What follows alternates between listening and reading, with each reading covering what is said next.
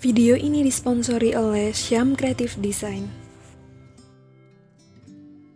Bismillahirrahmanirrahim. Assalamualaikum warahmatullahi wabarakatuh. Sahabat pejuang riyadoh, gimana riyadohnya hari ini? Masih tetap berjalan kan? Ya, aku harap tetap semangat ya sampai di 40 hari pertama. Oke, di siang ini aku bakalan bacain testimoni dari Kak Tari. Nah, Kak Tari ini nama samaran ya tentunya. Beliau bercerita dengan keajaiban W40H dan sholawat 1000 sampai 5000 per hari. Hubungan beliau dengan orang tuanya membaik kayak gitu.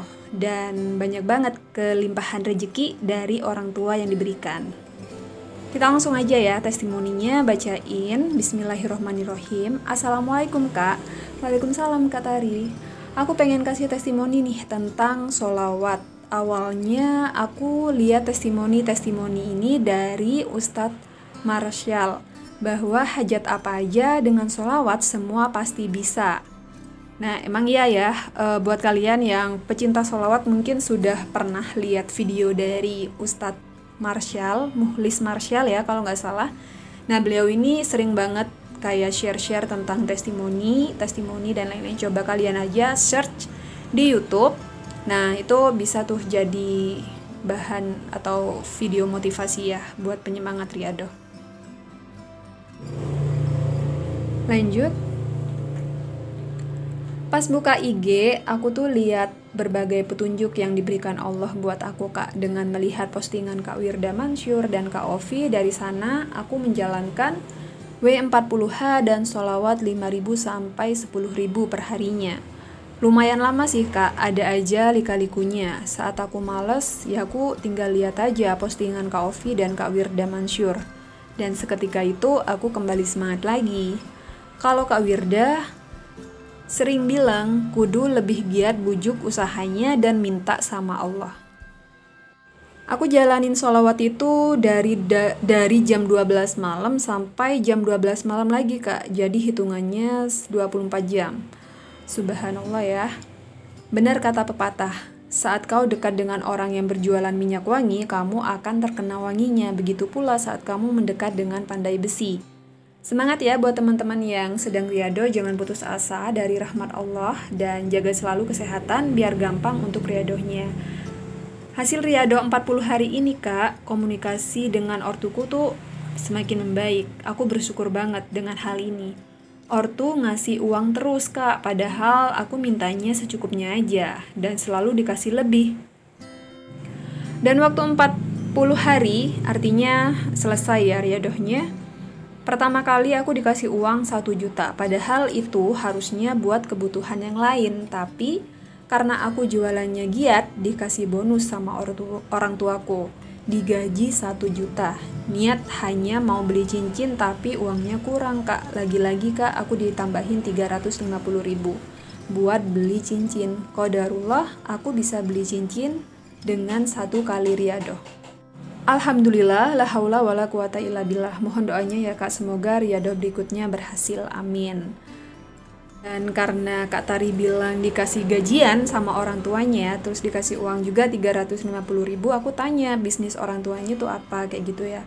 Dan beliau bilang kalau jualan orang tuanya itu jualan semangka dari hasil panen sendiri. Dari wasilah itu juga kalau ortunya Kak Tari ini ngasih uang kayak bonusan dan gajian kayak gitu ya teman-teman.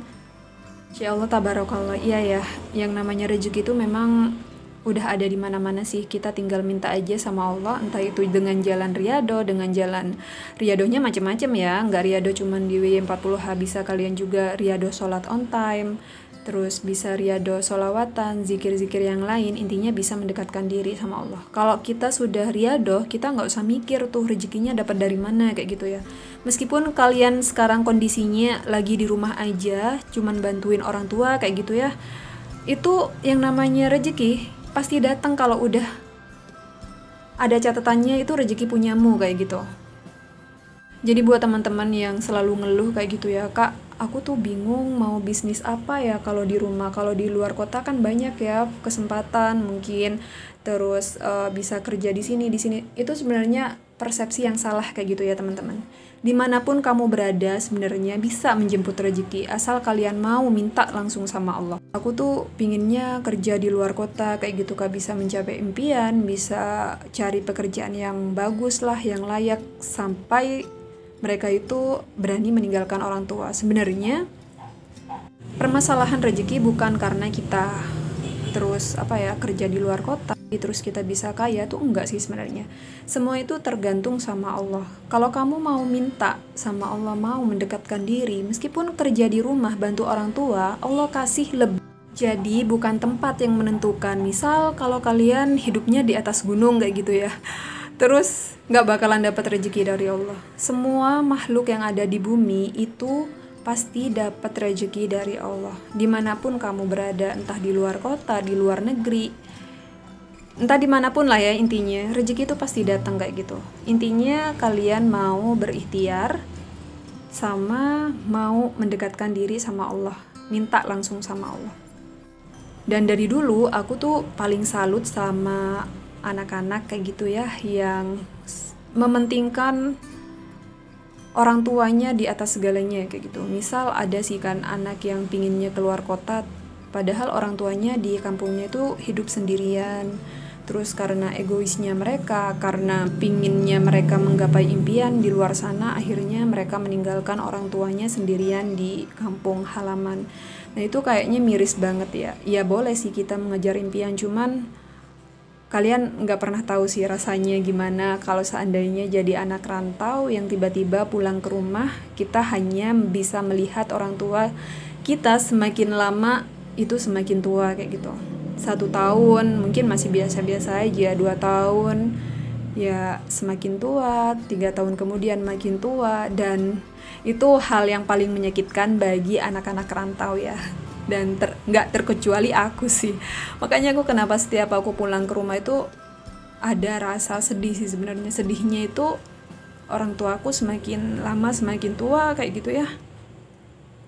Terus aku nggak bisa setiap hari komunikasi sama mereka, aku juga nggak bisa langsung berbakti sama mereka. Sedangkan anak-anak yang memilih tinggal dengan orang tuanya dan bekerja membantu orang tuanya, mereka punya banyak kesempatan untuk bisa melihat orang tuanya setiap saat. Tapi aku bilang kayak gini nih bukan mengenyampingkan atau menyepelekan anak-anak rantau di luar sana ya, karena aku juga anak rantau sebenarnya. Cuman ini sebenarnya yang dirasakan anak rantau kayak gitu, biar kalian juga tahu yang mungkin sekarang punya keinginan kerja di luar kota kayak gitu ya. Nggak semuanya enak kayak gitu loh teman-teman.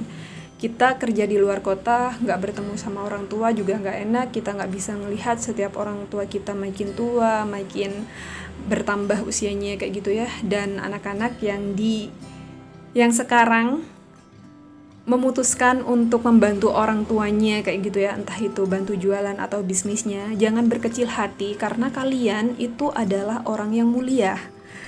Karena secara nggak langsung kalian juga mikir kayak gitu ya, orang tuaku nanti seperti apa kalau seandainya ditinggal dan lain-lain. Insya Allah aku doakan teman-teman atau anak-anak yang sekarang lagi berjuang ngebantu orang tuanya bekerja di rumahnya semakin dilimpahkan rezekinya. Amin.